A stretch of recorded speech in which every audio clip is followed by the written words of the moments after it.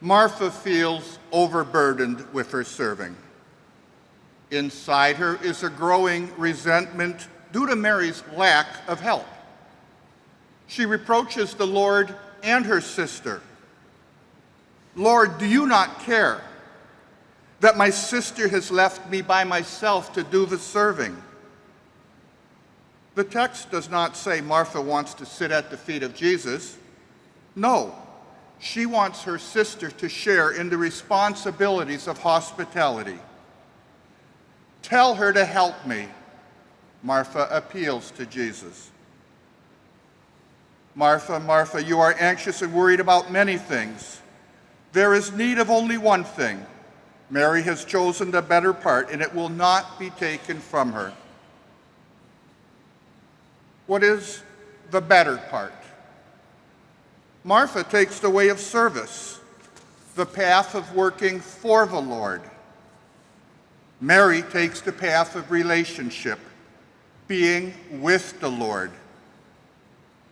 In some quarters, today's gospel story has been interpreted to mean that the quiet life of contemplation and prayer personified in Mary is superior to the busy life of activity and action personified in Martha. Pope Francis provides us a different perspective. It is important to understand that this is not the contrast between two attitudes, listening to the word of the Lord, contemplation, and practical service to others. They are not opposing attitudes, but on the contrary, both are essential aspects to our Christian life, aspects that should never be separated, but lived in profound unity and harmony. But then, Pope continues, why is Martha rebuked, even if gently, by Jesus?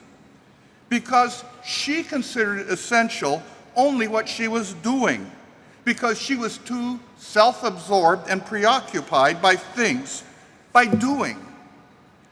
For a Christian, the works of service and charity are never detached from the main source of all our actions, listening to the word of the Lord, being, like Mary, at the feet of Jesus in the attitude of the disciple. Francis concludes. Jesus is not telling Martha that her work is not important, nor is he commending Mary for not helping out. He is simply reminding his followers that if we want to serve him, we must first listen to him. We need to be people of prayer before we can be people of action. More succinctly, a famous Benedictine motto summarizes the lesson of today's gospel. Ora et labora, prayer and work. In the tradition of Saint Benedict, the two stand side by side, complementary but distinct. Perhaps one of the greatest challenges disciples face today is finding the right balance between the tasks we have to accomplish and the face of Christ we see in the poor and suffering.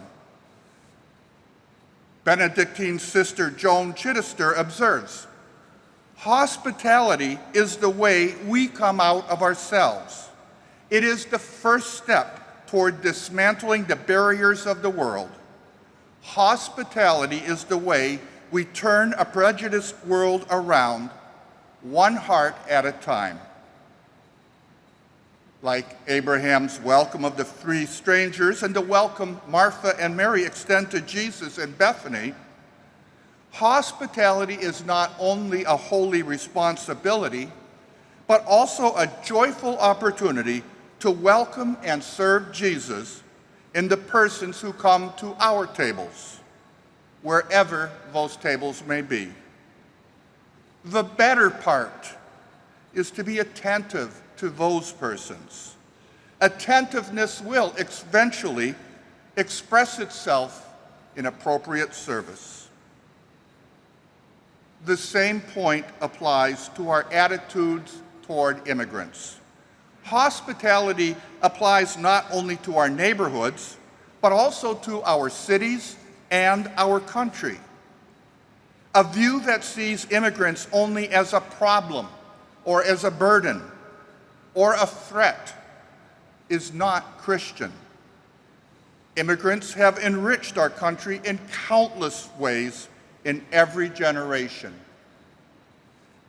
Those of us from St. John the Evangelist fondly remember Sister Judith Howley and the Asian Apostolate.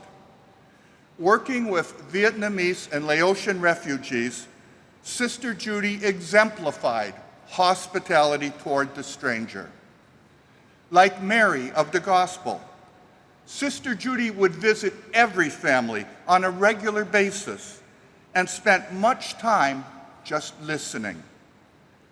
Like Martha of the Gospel, Sister Judy attended to their individual needs.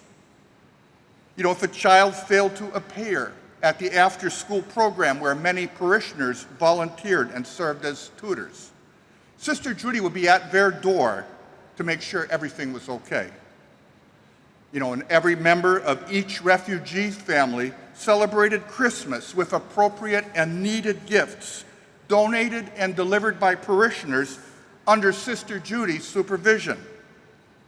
And yet, at busy times like Christmas, Sister Judy would stress, but always re-energized as she saw Christ in the poor that she served.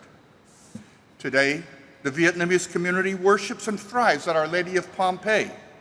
And Ying Li, a Laotian refugee herself, now heads the Asian Apostolate as she works with the latest influx of Southeast Asian refugees from Myanmar, which we used to call Burma. Liturgy, a Greek word, means the work of the people. It's the community coming together to celebrate the presence of God among us.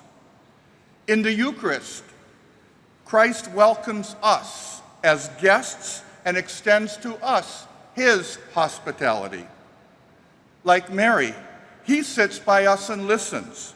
He shares with us our thoughts and feelings. And like Martha, he uplifts us with forgiveness, inspires us through Scripture, and feeds us through the food of the Eucharist.